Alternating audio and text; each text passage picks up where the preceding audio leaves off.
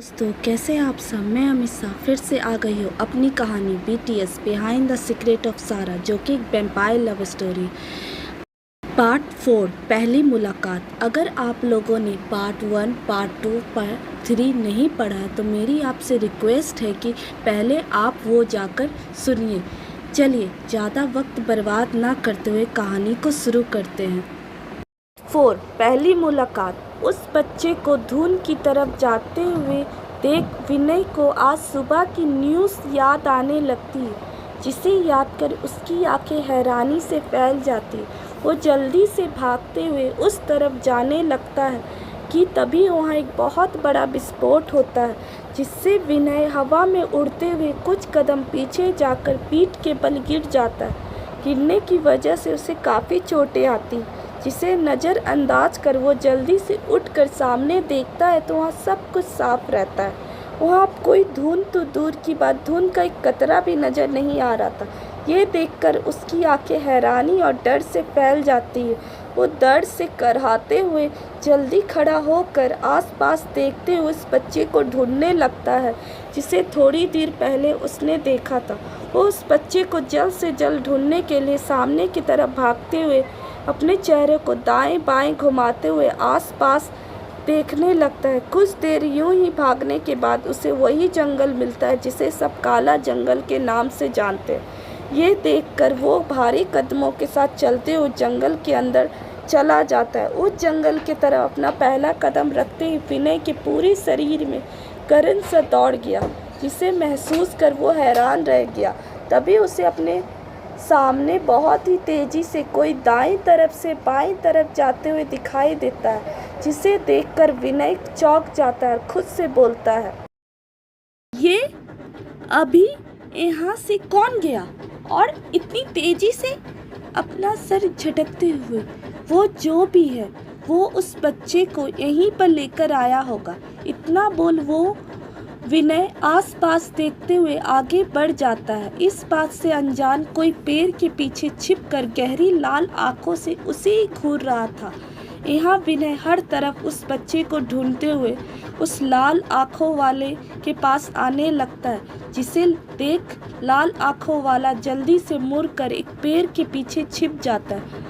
उसके झटके से मुड़ने की वजह से उसके सिर पर रखी टोपी हल्के से खुल जाती है, जिससे उसके लंबे बाल लहराते हुए बाहर आकर उसकी कमर तक झूलने लगते हैं, जिससे हमें ये पता चलता है कि वो लाल आंखों वाला असल में एक लड़की। वहीं अचानक से बाल खुलने की वजह से वो लड़की जल्दी से उन्हें समेटने लगती है, जब तक विनय लगभग उसके पास पहुंच चुका था, जिसे समझते हुए तिरछी नज़रों से पीछे विनय की तरफ हल्के से देख किसी गिलहरी की तरह बिना किसी सहारे के बड़ी आसानी से अपने सामने खड़े पेड़ पर चढ़कर उसकी एक डाली में बैठ अपने आप को पत्तों के बीच छिपा लेती है और विनय को वहां से घूरने लगती है, जिससे अनजान विनय चलते हुए वहां उस पेड़ के तरफ आने लगता है जिसके ऊपर वो लड़की बैठी हुई थी। तभी पेड़ के ऊपर बैठी लड़की अपने हाथों को फैला लेती, जिससे अचानक ही उसके हाथों के नाखून अपने आप किसी नुकीली कील की तरह लंबे और नुकीले होने लगते हैं, जो ये दावा कर रहे थे कि वो अब तैयार हो चुकी अपने अगले शिकार के लिए। फिर वो लड़की अपने मुंह को हल्के से खोल चिल्लाते हुए विनय के पेड़ के पास आते ही पेड़ के ऊपर छलांग लगा देती है। लड़की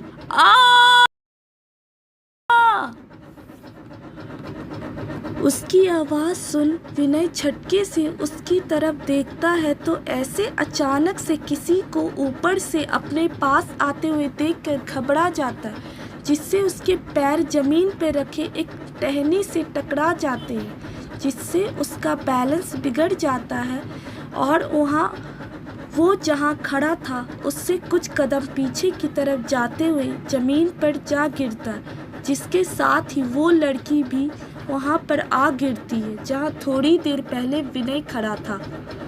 उस लड़की ने काले रंग के योद्धा वाले कपड़े पहने हुए थे और उसके हाथ में एक तेज धारी तलवार थी और उसका सिर नीचे की तरफ झुका हुआ था। वहीं वो लड़की विनय के सामने से हटने और उसका शिकार ना कर पाने की वजह से नाखुश थी। उसकी गहरी लाल आंखें गुस्से से दहक रही थी और उसका शरीर भी गुस्से से कांप रहा था। लेकिन इन सब से ज़्यादा अभी किसी इंसान के सामने है जिसे समझते हुए वो अपने गुस्से को काबू कर विनय के उसे देखने से पहले ही किसी हवा के झोंके की तरह बहुत ही तेजी से भागते हुए विनय से कुछ दूर पर बड़ी बड़ी झाड़ियों के पीछे छिप जाती है। वो इतनी तेज भागी थी कि विनय के बाल हवा से लहरा उड़ते हैं, पर फिर भी वो उस लड़की को कतरा भर भी देख नहीं पाता, जिसे देख वो हैरान था।